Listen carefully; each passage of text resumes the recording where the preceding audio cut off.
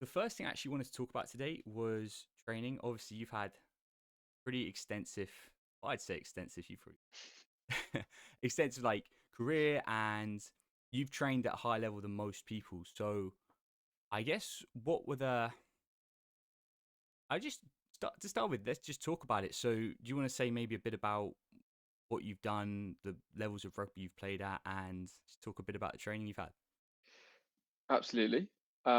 Extensive might be the wrong word, seeing as I've now officially retired at the age of 25. But no, take what you will. Of course, the experience is yeah very varied. And starting from the beginning, if that's what you'd like. So Mm. obviously I was in Winchester, where I was born and grew up. So I was there from the age of 5 all the way up till 18. During that time, obviously played school rugby and played in the national competitions and things like that. But it was all very amateur and just for the love of it, really. And obviously had some amazing experiences on their own. So it doesn't have to be a professional environment to have fun, as you know.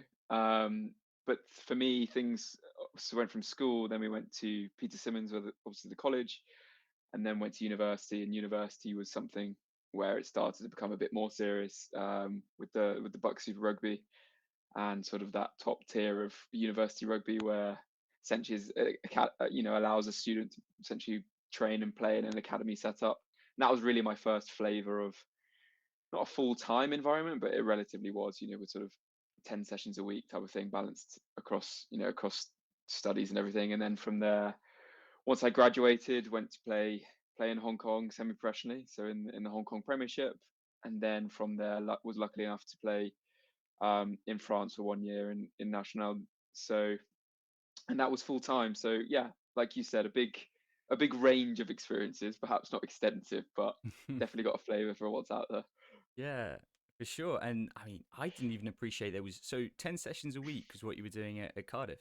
Well, I have to think back now, but yeah, approximately. So we'd obviously double up on days, naturally to fit around study times rather than having longer sessions. So if I was to compare that to when I was full time, the time I was in on the full in during when I was in France doing full time things was obviously longer, but we'd have more days off. Whereas at university, because you have obviously your main time is studying, you'd have to sort of split your time between you do a really early session in the morning and really late session in the afternoon and the evening. So that's why, I mean, it sounds dramatic when you say 10, but yes, in order to fit it in, you'd have to sort of break up sort of the portion of training and what you needed to get done in the week. And then obviously that included weekends and matches and things like that. So yeah. Yeah, sure. So of those, what would a typical week look like? So you say you had 10 sessions, so I guess it wouldn't all be weights, it wouldn't all be kind of on pitch stuff. How was it kind of broken down? Well, I could try and give an exact summary of what I was doing at university. So we'd start the week on a Monday. So we'd have a gym session Monday morning, and then we'd have a team rugby session on Monday evening. Then you come in on the Tuesday, you'd have another gym session on the Tuesday. And again, it depends on what team you're in. So obviously 10 session was sort of a very full week. And if you were sort of, let's say, between the first and the second team, they play on different days. So it's sort of, even though they were sessions, it weren't some were really intense sessions, some were not. It's very difficult to sort of give, a blanket statement. It was very specific to each week. So Tuesday would say like minimum one gym session in the morning. Then if you were playing Wednesday afternoon, you'd obviously have that game. So that's 4 sessions already. Thursday, then you'd have a recovery session Thursday morning. And if you were also what we used to call doubling up, so if we were playing on a Saturday as well, at my university we played in the university league and then also in the Welsh Championship, so a different league on the weekend. I would then have so you'd have the recovery session Thursday morning. You then have a rugby session Thursday evening, and then Friday, if you were, you'd have a gym session, and that, again, that would depend if you were playing or not on the Saturday. So, and that depends on the type of session you'd have. So if you were playing on the Saturday, it'd probably be a light sort of power up. Whereas if you weren't, the Friday would just be a normal big gym session. And then on the Saturday, you'd either have I'd be playing a match or I'd come in for extra conditioning and fitness on the Saturday afternoon for the non-players. So yeah, and then Sunday off. So pretty much something every day, give or take. So 10 sessions wasn't every week, but it was a ballpark figure that Sure. certainly you knew you were doing it. But Yeah, yeah, it was very good. that to me, it's obviously, as you said, a lot of it was quite intense. You had your games, you had the intense sessions, you had some Hmm. recovery, but I think a lot of people listening will probably be doing some form of fitness, whether it's kind of gym or running or whatever it is. So to me, managing to get through 10 sessions a week, it's kind of crazy. And the question that pops up to me is how did you sustain that in terms of the recovery you were doing? Were there any kind of underlying things that really aided your recovery and your ability to, do an evening session and then go again the next day and the next day? What Mm. were the big things that helped you recover? I mean, naturally, I don't get me wrong, it wasn't all plain sailing and it wasn't always easy to do the sessions. Sometimes, especially sort of in winter, waking up at 5:45 on a Monday morning was never fun. But things that helped me were definitely finding the enjoyment. So essentially enjoying the little things, that sort of generic statement, but very much, okay, let's take a Monday morning gym session. It's freezing cold outside. I don't want to get in the car to defrost the, before a long day of uni, knowing I've got another session in the evening. That's not fun if I was to look at it like that. But I would try and pick out one thing in the session, or was there a fun exercise that we were doing, or were we able to go into the gym and it sounds tiny, but sort of like find a playlist, because for example, every Monday we made it as a team that a new person would pick the music for the warm up, and like you could have fun with that, and I would then you know it's only a small thing, and you try and focus on that, and that's sort of what got me through it. And then over time, you find out exactly what you enjoy. And it was much easier in my second and third years when I was living with other rugby players and we'd come together and help each other get up, help each other, get motivated. We'd have a laugh in the morning, and you got to just try and enjoy it for what it is rather than going, oh, I've got gym this morning, I've got uni later. Just be like, oh, well, I get to do this as a, you know, I if I do this session, I get to play on Wednesday for the big game, and that you find the enjoyment in the week rather than breaking it down into the tiny sort of mediocre session. But it's like anything. I'm sure you were the same, Jamie, when you were doing your studies and trying to balance your rugby alongside it. You'd have to, if it was raining outside, there's obviously a lack of motivation or whatever after a full day of work. So everyone finds their own thing. Like, do you have anything that you looked for and you got you through things? I think what you were saying about enjoying it is a huge, huge Mm, part. And I think that's one of the big things that separates people that go on and do really well at something, as you did with your rugby, to everyone else. Because, yeah, that that enjoyment, and there's a quote actually I picked up from another podcast. I can't remember where it was, but it says the person who loves walking walks further than the person who loves the destination. So a lot of people will be really focused on what the end point they want to get to is, whether it's being like really wealthy, or they want this position at their job, or I don't know, they want to be a world class rugby player. But do you love the little moments in between? And my experience of rugby was that I loved, getting on the pitch with all your friends and fighting to get a result, and you were all there together. I loved it, and I still miss it now, and I'm sure you do as well. But if you don't love those in between moments, then it's going to be really difficult to be good at anything, and that applies to rugby in this sense. But as I say, it applies to everything in life. If you don't enjoy the thing you're doing, then you're not going to do very well at it. And the way I relate that to this podcast is, so far, I mean, it's still quite early, but I've enjoyed the process of it. I've enjoyed setting things up. I've enjoyed this is the first conversation I've done with someone else, and it's a lot of fun to speak with you. So I'm not focused on I want to start making a lot of money. A lot of people said, "Oh, how are you making money off it? Is it ad revenue?" And obviously not. There's not enough people that listen to it. So it's not about that right now for me. And I mm, think as soon as it starts being about that, will be when I eventually start probably mm. failing and stop doing it. So And what's relatable to that, because it's really interesting, is I naturally, obviously, when I was playing amateur rugby from when I was 5, just did it for the love, of course. And like mm, you're saying, just you're not in it for making money, and the chances are, I got lucky being able to make money from rugby, but people do it for the love, and that was great. But there was a significant change when I started playing for money, when I got a contract, whether that be semi-professional or professional. It certainly did it changed it for me. And I won't and there were definitely times when I was playing full time that I wasn't I wasn't in it for the love anymore. It was just sort of like, okay, I had a contract aside. It was just very much, it was a different thing for me. It was very much, okay, I do this now because I'm a rugby player or whatever. And rather than finding that enjoyment, whereas at university, no one's tied me to anything. I could have stopped if I really wanted to, but I was really enjoying it, and I was enjoying sort of chasing, being the best you could be, sort of thing, with your teammates and with your friends. But where I went to France, and you're sort of, then have like a, as well, it's like anything, you have an obligation, a contractual obligation to do your job. So if you're not up for it, you then sort of rely on the fact that you're not forced to, no, of course not, but that's sort of where the motivation comes from, rather than the enjoyment factor. It becomes sort of like a, well, I have to do it now.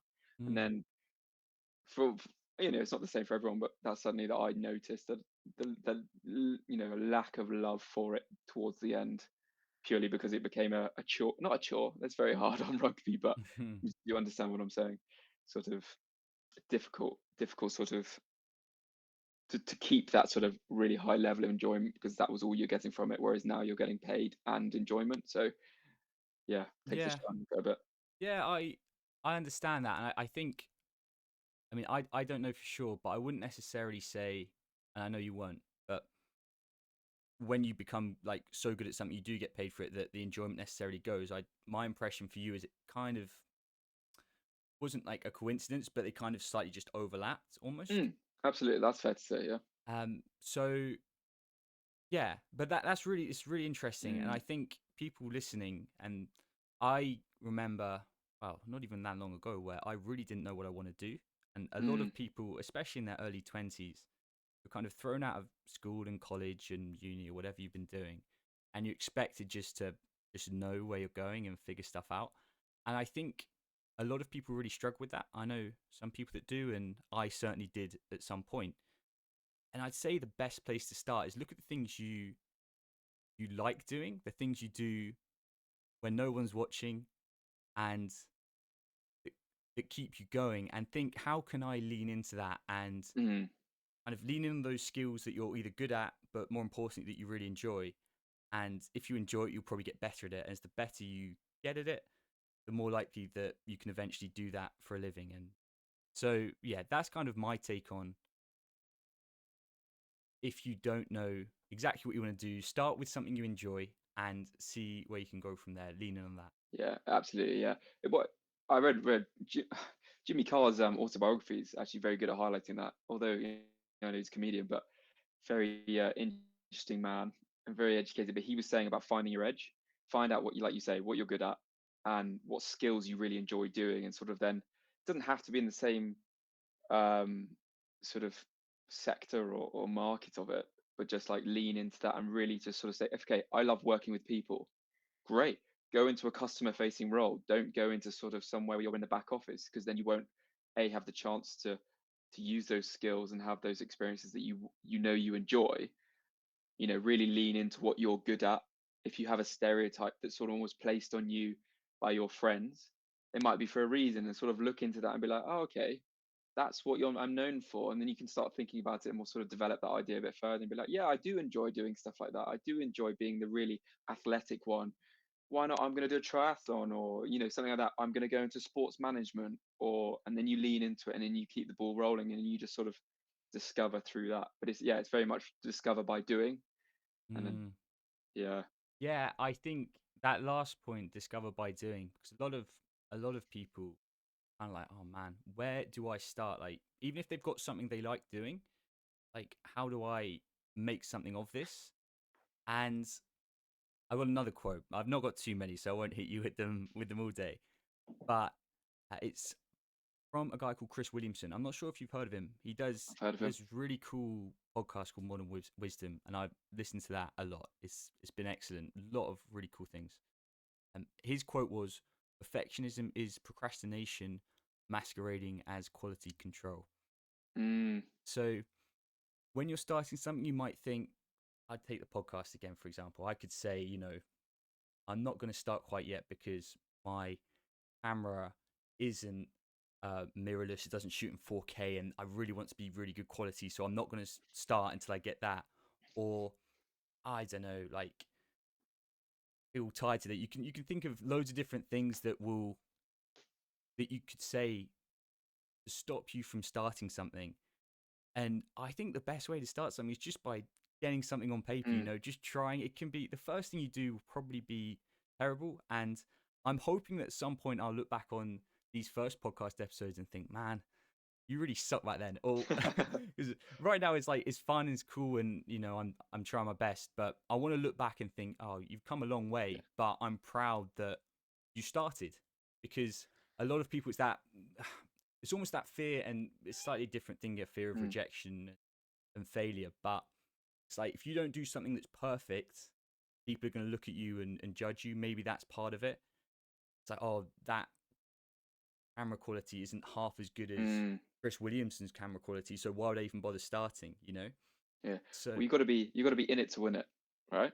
exactly, Yeah, you exactly, can't achieve your goal if you don't start, or you can't win the race if you don't enter the race. So yeah, I understand that completely.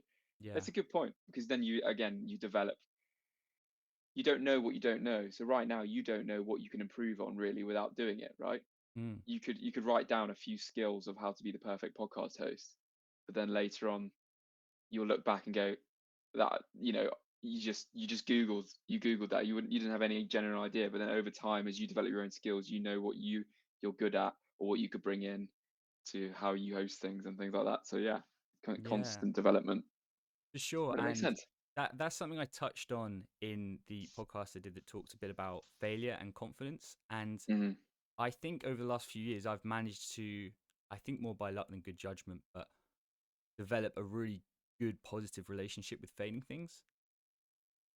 Because at the start it's so scary failing, and you almost view it as a bad thing. But I actually think failing on I think it's Gary Vaynerchuk that talks about micro failures and macro failures. And micro failures are those small things that actually don't have that much impact. It might be like a day or two of feeling like, oh man, I messed that up. I messed that up, whatever. But I think failing is such a good thing. And for me these days, I somewhat welcome it in those small things, because you can only learn things by trying and making mistakes. Like you said, you've got to be in it to win it. So if I don't know, again, we'll keep talking in this podcast for the kind of framing of this, because I guess that's what we're doing at the moment. But if I don't know, I talked to you before we started about how I did an episode the other day where I thought it went really, really well. It was the episode I did on 5.5 life hacks, and I recorded it. And I thought, man, that was a good one. I felt really good. Afterwards, I found out that the sound quality had messed up, and I had to redo it, which was really annoying because, like I say, I thought it went well, but I re-recorded it and probably didn't go as well because a lot of it is kind of ad lib, so you can't recreate those moments you just stumble upon. But having that experience of again quite a small failure has meant that now I double and triple check every time. So I mean, this is when I find out I haven't checked this time and it's still going to mess up. But I think having those small failures will help develop yourself and whatever you're trying to do so much. But you have to have them to be able to improve. You can't just jump into something and be perfect at straight away. You've got to fail, and that each failure kind of gets you up the block. And yeah, I think it's super important thing. But it's difficult if your relationship with failure is that it's a bad thing and you're scared of it. Agreed. Yeah. Yeah. Okay. The a second topic I wanted to touch on, and again, I think you're uniquely positioned with some of your experiences in rugby to talk about this. Is, well, for background, I'll say, as we've alluded to, Harry played at a high level at rugby. And was it your first year of playing at Cardiff Met where you got to the final, the Bucks final, Correct. right? Yeah. Yeah. And Harry played fly half. So for those that don't know rugby, fly half probably most important position on the pitch. You don't have to say it. I will. It's certainly one of the most. How would you describe it? I think that's a fair thing It's to the say. most That involved position, one of the most involved positions. sure. I mean, for sure. I'd Yeah. say there's certainly a lot of pressure though on fly halves when it comes down to the small things like kicking. Yeah. that no one else really has to face, even within a rugby context. So there's pressure on a whole team that gets to a big final that's played at Twickenham in front of however many thousand people. But there's even more pressure on the fly half who's got to kick for goal in a final and, you know, do all of this. So with that being said, did you have any techniques that helped you handle pressure and nerves and anxiety? Because you must have surely had quite a lot of that in those changing rooms. You're a fresher, you're against these guys who are probably, I know you're not a small guy, but they're a lot bigger than you. They see that fly half, like that little fresher. We're gonna we're gonna get after him all game. They're gonna Yeah. hurt him. How did you cope with the stress and anxiety of being in that position? Great question. I've not thought about this for a while, but let's focus. Obviously, there's so many different elements to, as you say, a fly half. So if we were just to take the kicking, for example, because that is a sort of, you're very much in the spotlight when that's happening, and you've just, I don't know if this is something. It's difficult for me to answer because I don't know if this is something that I've developed over time. But I've always sort of, when there's pressure in a final and you are the kicker and you are essentially responsible for getting the points for your team, it's just sort of, that's what you practice for, and it's more of it's an excitement feeling. Of course there's nerves, but it's a nerves excitement of, I can't wait to take this kick because I've, you know where every time I've gone out on my own for hours on end kicking the ball at the post, I used to dream as a kid of kicking a ball through the post at Twickenham to win a match or whatever. And I'm sure I'm not alone on that. So the fact that you actually, I saw it as like a small achievement that I even had the chance to get the kick to win the points, because I saw it as, wow, I get to get 3 points at Twickenham. Like 5-year-old me would love that, and I saw it in that way rather than going, oh no, if I miss this kick, I've got a couple of thousand people watching me miss the kick in the final. And it's just very, you just sort of have to trust in it. And don't get me wrong, there's of course nerves do play a factor in it, and I did actually miss my first kick.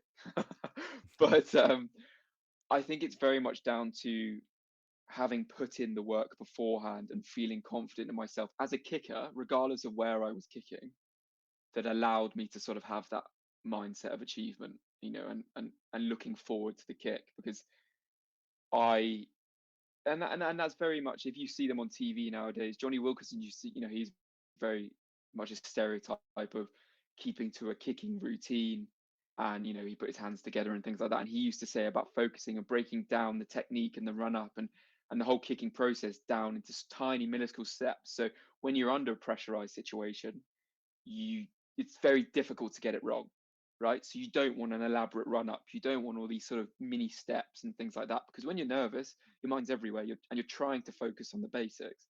So if you were to, for example, when I kicked, I used to break it down. So I would, instead of going, I don't know, this may be getting a bit more technical, but No, you're good. instead of going 3 steps back, 3 to the side, I would just get to the ball and go at a diagonal that I knew would line up with my foot and just go 3 steps back.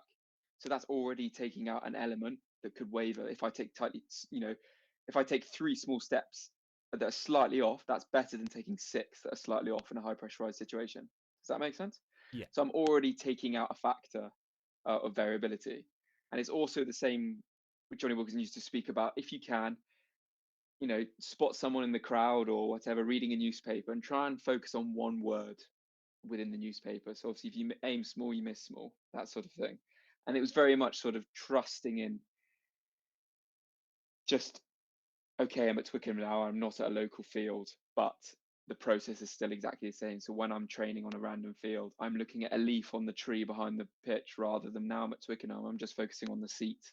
Right, it's all the same, just slightly different context, slightly different areas. So it's very much just trusting the fact that, okay, I've done the work. I luckily enough, I enjoyed kicking and I enjoyed taking myself on my own for a couple of hours a week to do kicking. So I just sort of, again, it's that finding that enjoyment. I enjoyed going kicking, so I did the kicking that then gave me confidence to enjoy kicking in a match. Do you see what I mean by the whole sort of circular effect? Yes. Because if I hated the kicking, I wouldn't do it. And then when I came to the match, I'd feel more pressure, and then I wouldn't want to take these big kicks in the big moments, and I'd see it as a pressure rather than an achievement, an opportunity. That makes complete So sense. if that's sort of painting the picture of what I was thinking, yeah. Yeah, that's awesome. I like how you broke that down. And the two kind of takeaways I took from that, and you you said that you viewed it as more of an exciting opportunity and a privilege that you could kick the ball at Twickenham, which is Mm. something that, again, for non-rugby fans, any rugby player from being a kid all the way up would just like dream In of in doing. England, in In England. England, sure. I mean, even probably not in England would think it's pretty cool to kick it, but particularly English people for sure. And you compared that with the mindset you could have had, which is I'm in front of thousands of people, I'm going to miss this kick. And both things are completely true. Like, the situation's the same. You were in front of thousands of people and you could have missed the kick. And like you said, you end up missing that first one. And then it's also true that it's awesome that you're there and you're excited, but this is the one you focused on. And the question to me is, why was this the one you focused on and not this one? And that comes back down to confidence. And this is something that, again, it's cool you framed it that way because it really lines with how I think these things work as well. That you only build up that confidence and belief in yourself by putting in the time.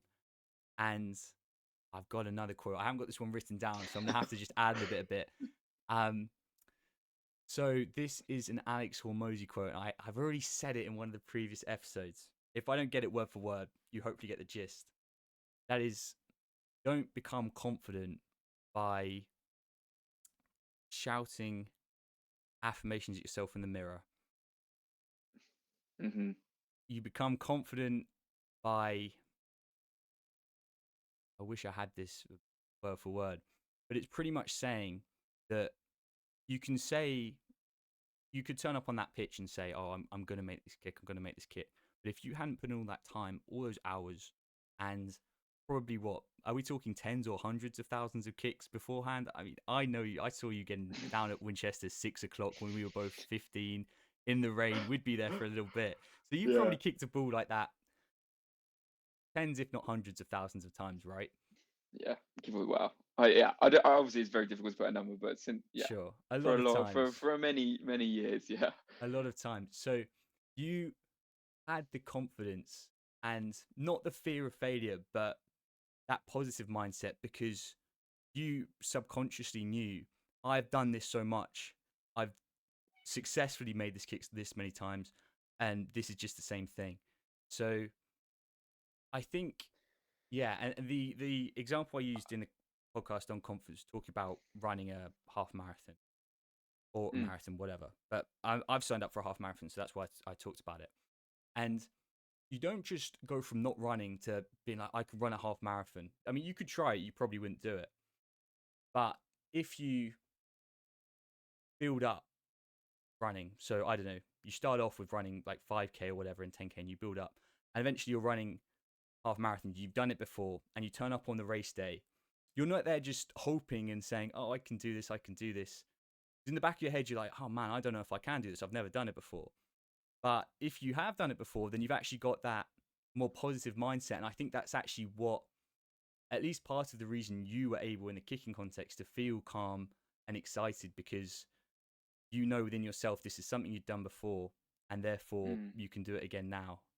And And just I always just had that mindset of what's the worst that can happen, mm, and maybe it's a privileged thing to be able to say. Sitting here now, I've got no pressure on me to talk, to make it the kick, and it's obviously very different when you're in the environment. But at the end of the day, I missed that first kick at Twickenham in front of a few thousand people. I don't think many people have that at the forefront of their minds. How many years later? 5 years later, 6 years later. I just no, but just at the time, you think it's that sort of okay, everyone is watching you. The whole feeling of and you could relate this to any part of your life. If it's going to the gym for the first time, doing public speaking, everyone thinks everyone watches everyone else, right? So you walk to the gym, you think everyone's watching me. But you know for your fact, well, Jamie, when you walk into the gym, okay, you might just glaze around, but you don't really acknowledge what everyone else is doing. You know, if you went to the gym this morning, I'd reckon you couldn't tell me what the bloke in the blue t-shirt was squatting for how many reps. You know, you don't remember that sort of stuff, and it's very much sort of that mindset of kicking. So, what's the worst that can happen? Okay, it's quite embarrassing, and it's not obviously it's not great missing the kick. And okay, worst comes to worst, you know, we didn't win that final, but I'm I don't remember the negatives of it. At the end of the day, I'll only remember the positive experience of being able to have the opportunity to kick and line up that kick at Twickenham, rather than the fact that I missed 3 points at Twickenham.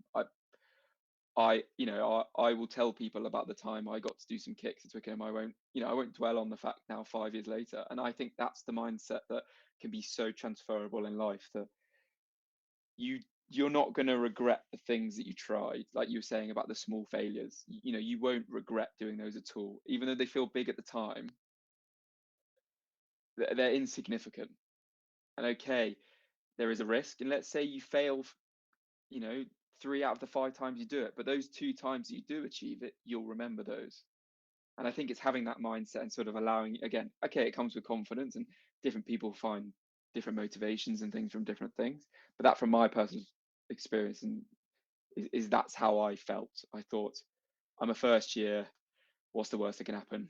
Okay, my friends in college, you know, other fellow students, rip me for the next year or the whole of the summer, but you know, at the end of the day, I got to kick a ball at Twickenham. That, yeah, it's putting it in perspective, I think.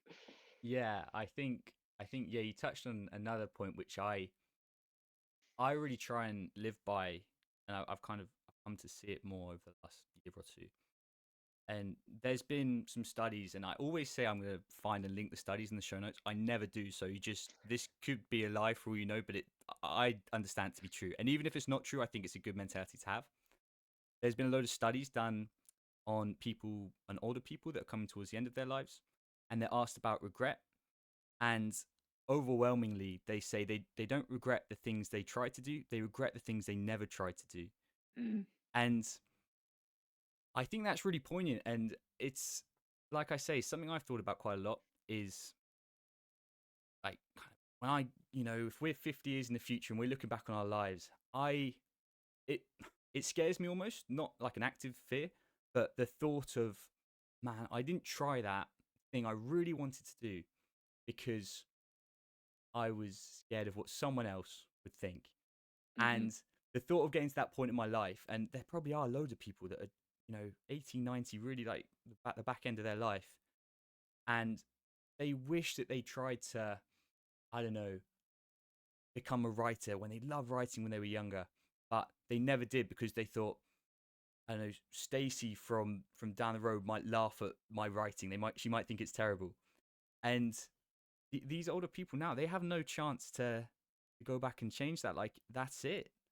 They don't get a rerun. There's no restart on life. So I try and keep that at the forefront of my mind with a lot of the stuff I do.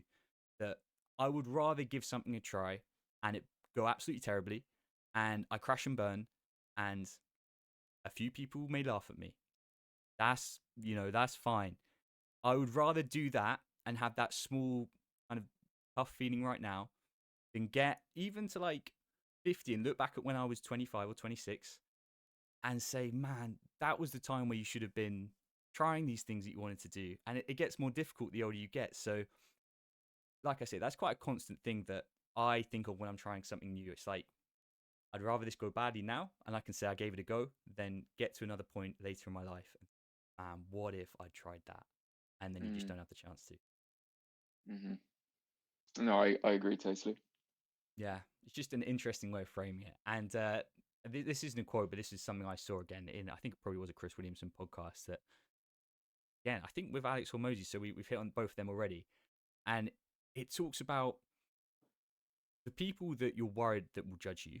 So everyone can probably think of someone, whether it's a person from school or from college or that friend you don't really like, but they're somehow friends with you in your friendship group.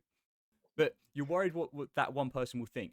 But at the end of the day, that person isn't gonna. They're not gonna come to your funeral. They don't care about you. They'll forget about it in 3 days. So Mm. why are you letting that one person who doesn't even like you enough that they will be at your funeral one day? Why are they just controlling what you do and how you live your life? And I can appreciate that it's difficult to get from a mindset of kind of fear of what other people think into a fuck 'em mindset. But I think if you just try these small things and cite the episode I did on confidence about taking those small steps when trying something new, if you can do that, then you're going to start building that up, and you get enough small failures, then you start doing things you really want to do without a care of how people will view it. I think that's that's really important. So I think we're coming to the end of this, Harry, and it's been great speaking with you. So thank you for jumping on, being the first guest that we've had on this. It's a privilege. It's been cool, and I did give you some forewarning that I wanted to finish all of these off with a question, and that question is, what is the best piece of advice that you've ever received? It's a great question, and it wasn't actually sort of a piece of advice. It was more of a, to add to yours. It was a quote that somebody told me, and it was just 3 words, and it's commitment over ability, right? And I Yes. used to have this written. I used to have this written on my wall at uni, and it very much sums up my time. So it's sort of very succinct with what I was trying to achieve whilst at uni. So commitment over ability. So what that means to me is no matter what ability you have, whether that be Olympic standard, world champion, your commitment level is always higher than your ability. So as you get better at something, your commitment level also increases. So you're always slightly ahead with your commitment over your ability. And from that, by staying committed, your ability will naturally improve. So it's almost like a yin and yang sort of situation, and sort of it allows it to sort of nurture itself. So as long as you're staying committed and you create that routine or whatever is important to you, that when your routine takes over when motivation is lacking, that sort of thing. So if you're keeping that routine going with your commitment, your ability will follow. So as long as don't, if you realize you now at the top of your game and your ability is at a really great level and you suddenly drop off your commitment, your ability will drop off. So it's very much important to keep that commitment level just above the ability. I love that. I love Yeah. that. It's the old hard work beats talent when talent doesn't work hard type thing. Yeah. Throwing out all the buzzword You are quotes. loving your quote. I Yeah, am. I am. absolutely. I've picked a few up, but no, it's a really good thing to maintain. And I think for people, and we just circle back to enjoyment, and you may think, oh, I really enjoy doing this, but I'm not good at it. The chances are, if you commit to, if you, well, let's just use writing a book as an example. You think, I want to write, but I'm not good at it. You're going to get better if you keep doing it. It's Hmm. just natural, and you're watching those YouTube videos, you're actually going out and writing, and that one sucked, but the next one you did is a tiny bit better, and but it still kind of sucked. But the more you commit to doing that, that's how you get really good. And like you say, as you start getting better, your commitment gets higher. It just becomes stacking on top of each other. Exactly. And then it just becomes part of you to keep like having that high work ethic. So For sure, man. Well, let's wrap it up there. Thanks, dude. I really appreciate you coming on. It's been really good chatting with you, and hopefully we'll get to do this again sometime soon. yeah, well, thank you very much for having me on. It's been great to be your first guest, and yeah, I really enjoyed it. Cool, mate. Thank you. See you later.